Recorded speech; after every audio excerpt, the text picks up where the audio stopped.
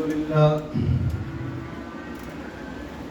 لله والصلاة والسلام على رسول الله وعلى آله وأصحابه ومن تبعهم بإحسان إلى يوم الدين. أما بعد فأعوذ بالله من الشيطان الرجيم. بسم الله الرحمن الرحيم. سبحان الذي أسرى بعبده ليلا من المسجد الحرام إلى المسجد الأقصى.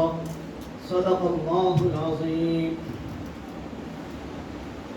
سب سے پہلے تو انتظامیہ MSO کی انتظامیہ جنہوں نے اتنا اچھا پروگرام آرگنائز کیا، میں ان کو مبارکباد دینا چاہوں گا، اور اس کے ساتھ ساتھ وہ خراج تحسین کے مستحق ہیں، مبارکباد کے مستحق ہیں. یہ نوجوان لڑکے اپنی ذمہ داری کا احساس کر رہے ہیں. ہمارے معاشرے میں جب لوگ اپنی ذمہ داری کا احساس کریں گے تو انشاءاللہ تبدیلی آئے گی، انقلاب آئے گا، تغیر آئے گا.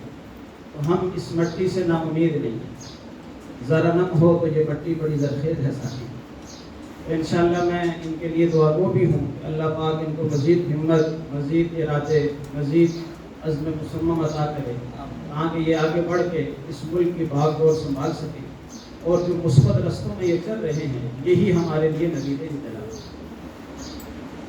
مجھ سے پہلے محترم جناب SOA کے صدر اور پرنسپل گورنمنٹ ہائی اسکول ڈیلا ہری پور سفر امان صاحب نے بڑے خوبصورت الفاظ میں ہماری کمزوریوں کی نشاندہی کی ہے. اگر ہم ان کو دور کر لیں تو کوئی بعید نہیں ہے کہ ہم اس وقت دنیا کی سپر پاور بن سکیں.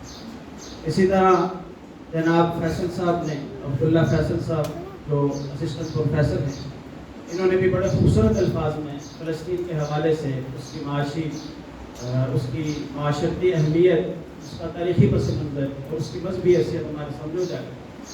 اسی طرح بھائی نے اس پروگرام کے مقاصد کو بھی ذکر کیا. وقت بھی کافی بیت چکا ہے، گرمی کا موسم ہے، آپ حضرات کافی دیر سے بیٹھے ہیں، لیکن ضروری ہے کہ کچھ باتیں ہم سب ان کو اپنے دلوں میں، اپنے دماغوں میں جگہ دیں تاکہ ہمارا آنے والا مستقبل جو ہے وہ روشن ہو. اور ذہن میں رکھیں کہ مستقبل سے مراد ہماری جوانی کا زمانہ نہیں ہوتا، ہمارے بڑھاپے کا زمانہ نہیں ہوتا، بلکہ مستقبل سے مراد وہ زمانہ ہوتا ہے جس کی انتہا نہیں. ہم 100 سال بھی جئیں تو ہم مر جائیں گے، لیکن مرنے کے بعد جو زندگی ہے اس میں کبھی ختم نہیں.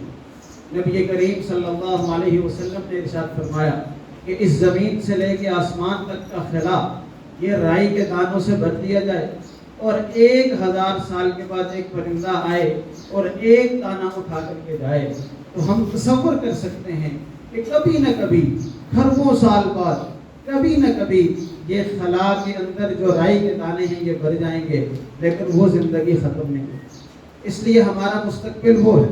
تو ہم نے جس چیز کو بھی پلان کرنا ہے اس کو مد نظر رکھ کر پلان کرنا ہے. یہ جو دنیاوی زندگی ہے یہ عارضی زندگی ہے، اور اس زندگی میں جب ہم حالت جنگ میں ہوں گے تو پھر ہمیں جنگ کے اصول اپنانے ہوں گے. جیسے سفر امان صاحب نے ذکر کیا کہ اس دور میں جنگ کے اصول، بلکہ اللہ کے نبی صلی اللہ علیہ وسلم کے آنے کے بعد قیامت تک جنگ کا ایک ہی اصول ہے.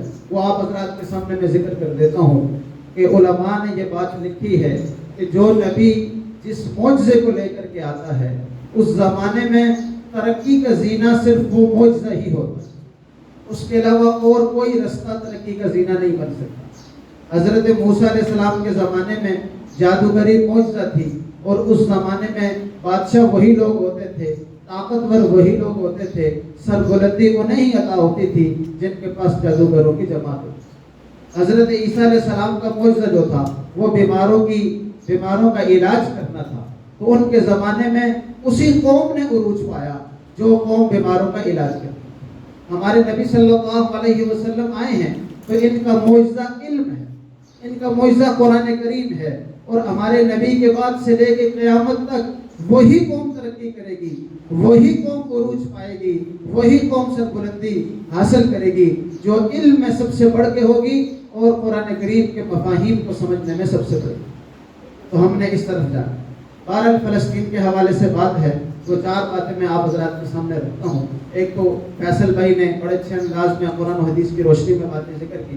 قرآن کریم میں جہاں کہیں بھی اللہ پاک نے فرمایا کہ ہم نے اس خطے کو برکت والا خطہ بنایا ہے، اس سے مراد فلسطین ہی ہے۔ قرآن کریم میں جیسے میں نے آج پڑھی، سبحان الذی اسری بعبدہ لیلا من المسجد الحرام الی المسجد الاقصی الذی بارکنا حولہ، کہ مسجد اقصی تک، مسجد حرام کا سفر ہوا اور پھر یہاں سے معراج ہوئی، تو جس جگہ سے معراج ہوئی اس جگہ کے ارد گرد کو ہم نے برکت عطا کی۔ اللہ نے قرآن میں فرمایا وَأَوْرَثْنَا الْقَوْمَ الَّذِينَ كَانُوا يُسْتَضْعَفُونَ مَشَارِقَ الْأَرْضِ وَمَغَارِبَهَا الَّتِي بَارَكْنَا، کہ ہم نے کمزور لوگوں کو مشرق و مغرب کی طاقت عطا کر دی اس خطے میں جو خطہ بابرکت تھا، اور وہ فلسطین ہے۔ پھر اللہ پاک نے قرآن کریم میں فرمایا وَلِسُلَيْمَانَ الرِّيحَ عَاصِفَةً تَجْرِي إِلَى الْأَرْضِ الَّتِي بَارَكْنَا فِيهَا، ہم نے سلیمان کو جس خطے میں حکومت عطا کی اس کی حکومت ہواؤں پہ بھی تھی، وہ خطہ فلسطین ہے اور اس کو ہم نے برکت عطا کر دی۔ پھر اللہ پاک نے قرآن کریم میں فرمایا وَنَجَّيْنَاهُ وَلُوطًا إِلَى الْأَرْضِ الَّتِي بَارَكْنَا فِيهَا لِلْعَالَمِينَ، ہم نے ابراہیم کو نجات عطا کر دی، ہم نے لوط کو نجات عطا کر دی اور ایسے خطے میں بھیج دیا جو دنیا والوں کے لیے برکت کا باعث ہے۔ تو قرآن کریم میں 20 مقام پہ اللہ پاک نے جگہ فرمایا کہ یا قوم ادخلوا الارض المقدسہ، اے قوم اس زمین میں داخل ہو جاؤ جو زمین ارض مقدس ہے، اور یہ بھی فلسطین۔ حضرت عیسیٰ کی پیدائش ہوئی تو اسی سرزمین پہ، حضرت مریم کا قصہ ہوا تو اسی سرزمین پہ، ربوہ جس خطے کو قرار دیا گیا تو وہ بھی اسی سرزمین پہ۔ آج قادیانی دجال اس چناب نگر کو ربوہ کہتے ہیں، در حقیقت ربوہ اس خطے کا نام ہے جہاں پہ حضرت عیسیٰ علیہ السلام کی پیدائش ہوئی، اسے بیت اللحم کہا جاتا ہے، اور یہ بیت اللحم بیت المقدس کے پاس۔ اللہ سبحانہ و تعالیٰ نے حضرت داؤد کو عالمی حکومت عطا کی، وہ بھی اسی خطے سے بنیاد بنی۔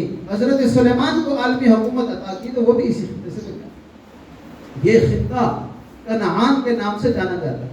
حضرت ابراہیم نے جب بابل و نینوا سے عراق سے ہجرت کی، اپنے بیٹے اسحاق کو، اپنے بھتیجے لوط کو لے کر کے گئے فلسطین کے اندر، تو وہاں ان کی اجارہ داری قائم ہوئی، یہ سلسلہ چلتا رہا۔ اسحاق کے بیٹے یعقوب آئے، یعقوب بھی اسی خطے میں تھے، حضرت یوسف پیدا ہوئے، وہ بھی اسی خطے میں ہوئے، پھر وہ کنویں میں ڈال دیے گئے، کنویں سے نکال کر کے مصر پہنچا دیے گئے۔ اللہ نے مصر کا تخت عطا کر دیا، اس مصر کے تخت کے اوپر زندگی گزار کر کے وہ جب فوت ہوئے تو پھر ان کی اولاد میں حضرت موسیٰ کو نبی بنایا گیا۔ اس وقت فرعون کی حکومت تھی مصر پہ، اور اس فرعون کی حکومت کے خلاف حضرت موسیٰ نے جہاد کیا اور بنی اسرائیلیوں کو غلامی سے نجات دلائی، اور پھر وہ بنی اسرائیلیوں کو لے کر کے پھر بیت المقدس کی طرف ہجرت کی۔ لیکن چونکہ ان لوگوں نے جہاد سے انکار کر دیا تھا، انہوں نے کہا کہ اے موسیٰ تو اور تیرا خدا لڑے، ہم بیٹھ کے تماشا دیکھیں گے، جیت کے تو ہم آ جائیں گے، ہار کے تو ہم بھاگ جائیں گے۔ تو اللہ پاک نے اس کی سزا میں انہیں رستہ بلا دیا۔ وہ 40 سال تک مقام تیہ میں، میدان تیہ میں وہ بھٹکتے رہے اور وہ فلسطین نہ پہنچ سکے۔ اسی 40 سال کے عرصے میں موسیٰ کا انتقال ہوا، پھر ہارون علیہ السلام کا انتقال ہوا، اس کے بعد